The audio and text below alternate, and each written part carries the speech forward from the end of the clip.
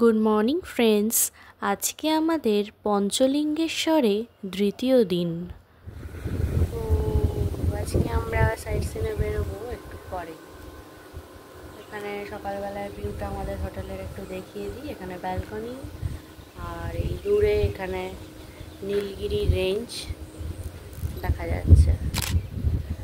কালকে আমরা যাব পঞ্চলিঙ্গেশ্বর, আর আজকে আমরা লোকাল সাইট সিনগুলো সেরে নেব। হোটেলের রুমটা একবার দেখিয়ে দিই।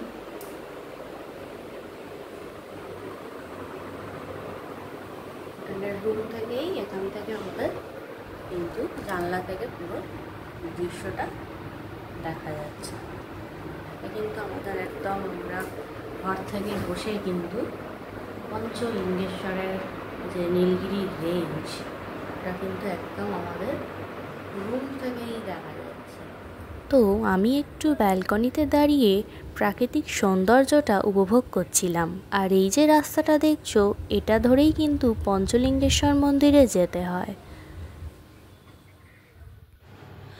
সুদূর বিপুল সুদূর তুমি যে বাজাও ব্যাকুল বাঁশরি, মোর ডানা নাই আছে এক ঠাঁই, সে কথা যে যাই পাশরি।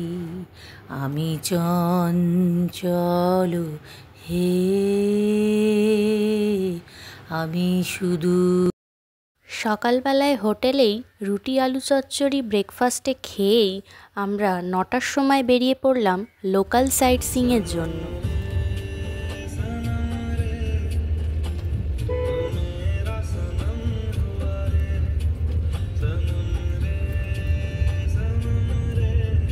আমাদের হোটেলের উল্টো দিকে এই যে সাদা বিল্ডিংটা দেখছো, এটা হচ্ছে ওটিডিসি পান্থনিবাস।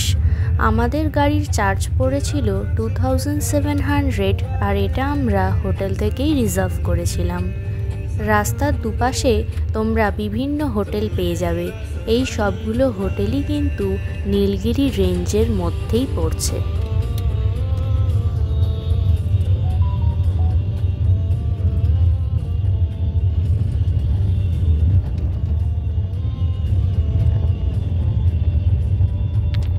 আর একটা কথা তোমাদের প্রথমেই জানিয়ে রাখি, আমার যেহেতু সামার ভ্যাকেশনেই বেশি ছুটি থাকে, তাই আমরা সামারেই এসেছিলাম। বাট এখানে আসার বেস্ট সিজন হচ্ছে নভেম্বর টু মার্চ।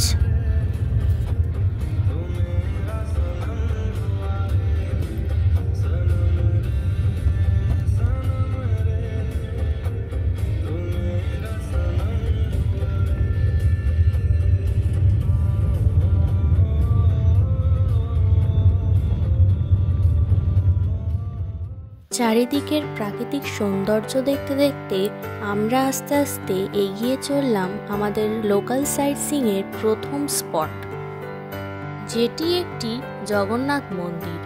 এই মন্দিরের বৈশিষ্ট্য হচ্ছে এখানকার ঠাকুরের রথ পুরীর রথের পরের দিন বের হয়।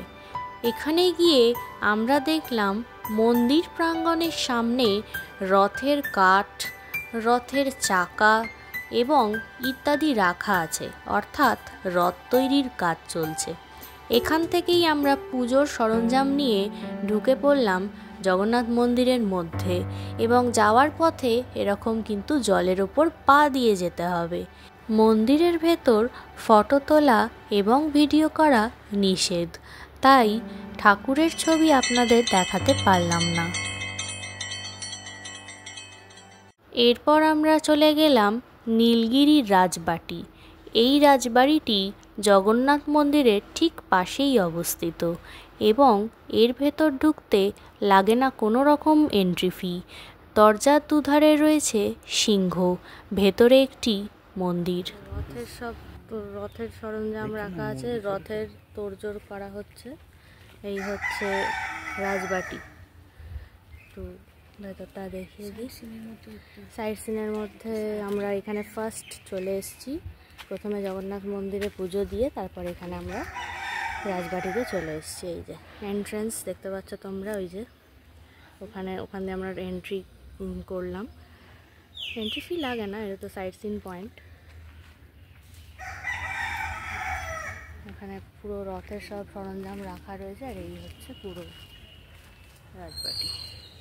ওখানে একটা রাধা কিশোর টেম্পল আছে, চলো আমরা ওখানেই যাই। রাজবাড়ির মধ্যেই রাধা কিশোর টেম্পল।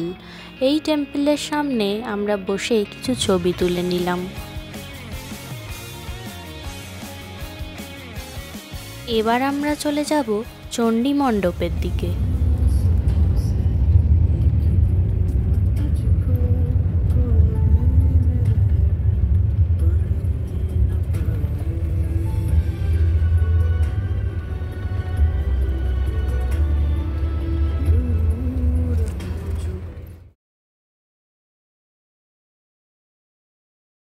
আমাদের পরের গন্তব্য দেবকুণ্ড।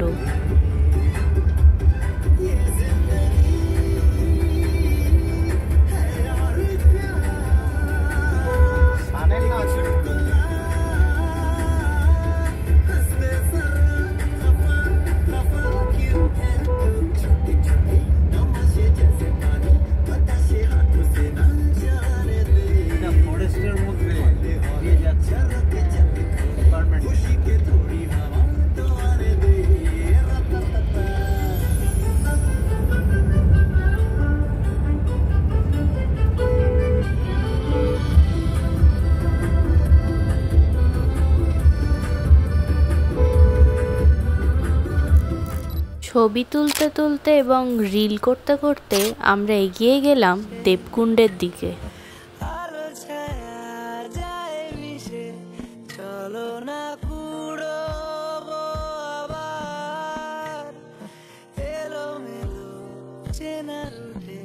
বসন্ত যায় যায় জুটে জুটে ভালোবেসে জীবন। চলেই এসেছি, এই যে রাস্তা, মানে আমরা গাড়িতে আছি।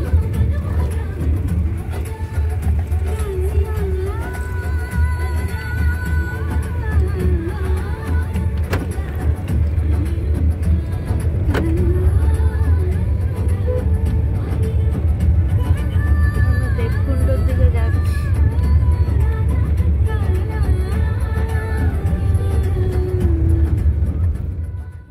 দেবকুণ্ডে যদি পাহাড়ে ট্রেক করে ওঠা যায় তাহলে দর্শন মিলবে অম্বিকা মন্দিরের। কুণ্ডে চলে এসেছি। দেবকুণ্ডটা হচ্ছে ময়ূরভঞ্জ ডিস্ট্রিক্ট।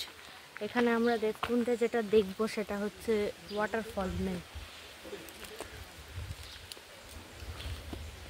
এখানে আমরা যেটা দেখতে পাচ্ছি মেন অ্যাট্রাকশন, সেটা হচ্ছে প্রচুর পরিমাণে প্রজাপতি।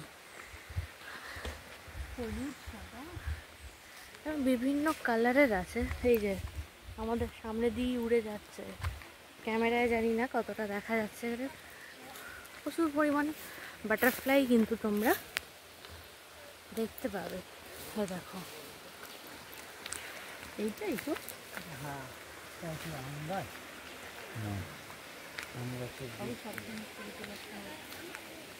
দেখো তোমাদের বাটারফ্লাইগুলো জাস্ট একবার দেখাই। এই দেখো সব উঠছে।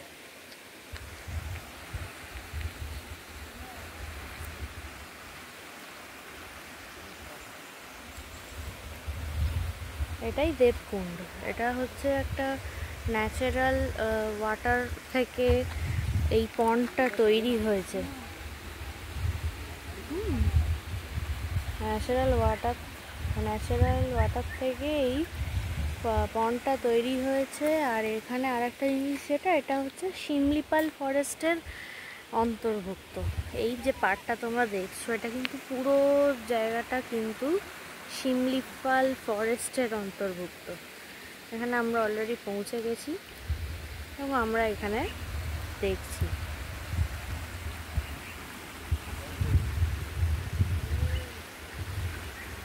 প্রচুর পরিমাণ বাটারফ্লাই কিন্তু এখানে আছে। সবাই গেছে ওদিকে, না না চান করে এলো না। এটাই হচ্ছে দেবকুণ্ড, লেখা রয়েছে দেখছো না?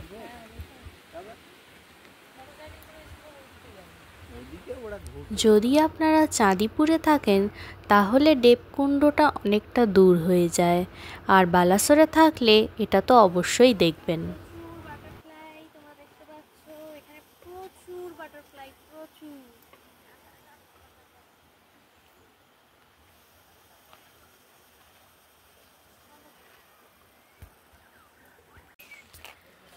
প্রচুর পরিমাণ এখানে বাটারফ্লাই আছে, এত বাটারফ্লাই এখানে আমরা দেখতে পাচ্ছি। জাস্ট ঝাঁক ঝাঁক বাটারফ্লাই, ঝাঁক ঝাঁক। এদিকে দেখ, ঝাঁক ঝাঁক, বুঝতে পারছো বাটারফ্লাই ঝাঁকটা দেখ।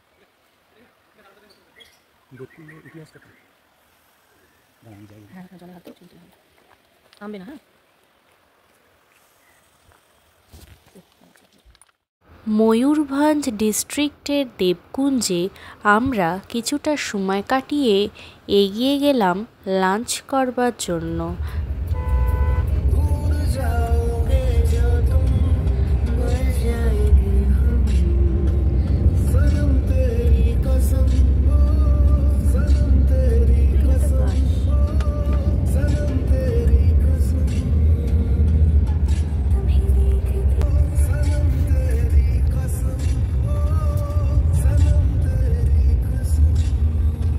সাইড সিন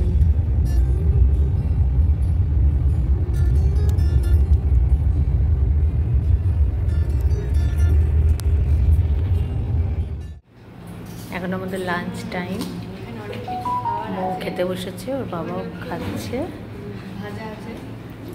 আমরা ভেজ খাবার নিয়েছি, কাছ থেকে দেখাচ্ছি।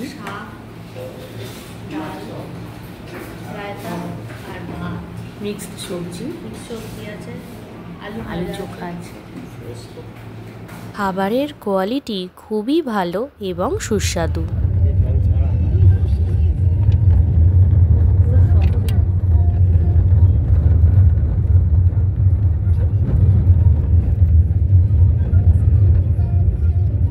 আমাদের নেক্সট গন্তব্য কালো ড্যাম। এখানে কালো ড্যামের কিছু ফিচার্স দেওয়া আছে এবং এই কালো ড্যাম প্রাকৃতিক সৌন্দর্যের জন্য বিখ্যাত। এখানে নামটা হচ্ছে কালো ড্যাম। তো এখানে দূরে একটা খুব সুন্দর পাহাড়ের টিলা দেখতে পাচ্ছি, আর এই যে ড্যামের এরিয়াটা একটু দেখিয়ে দিই। এইটা হচ্ছে পুরো এরিয়াটা, পুরো এরিয়াটা জুড়ে কিন্তু ড্যামটা। এটাই হচ্ছে ওভারঅল ভিউ ড্যামের। আমরা এখান থেকে হয়ে, আমাদের লাঞ্চ হয়ে গেছে, আমরা লাঞ্চ করেছি হোটেল পঞ্চবটিতে। তো ওখান থেকে আমরা এখানে চলে এসেছি, জাস্ট এখানে ফটো নিয়ে আমরা এখানে বেরিয়ে যাব।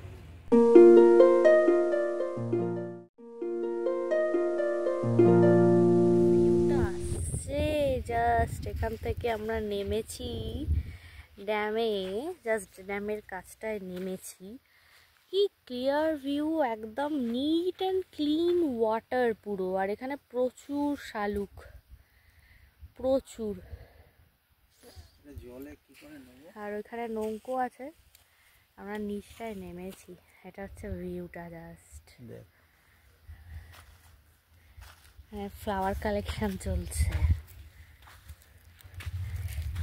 জাস্ট দেখো ওইখানের এই ওয়াটারটা, এইখানে নৌকোটা তো। আমাদের ওই কালা ড্যাম দেখা হয়ে গেছে। এবার আমরা গাড়িতে উঠে আবার নেক্সট গন্তব্যে চলে যাব। লোকাল সাইট সিন সেরে 3টে নাগাদ হোটেলে ফিরলাম।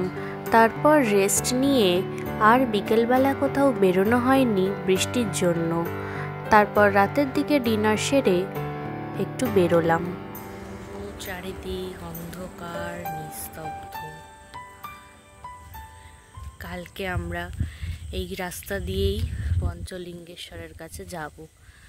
দেখছো পুরো অন্ধকার, আর ওইখানে আমাদের হোটেলের কাছে নীল আলো জ্বলছে। পুরো রাস্তাটা নিস্তব্ধ,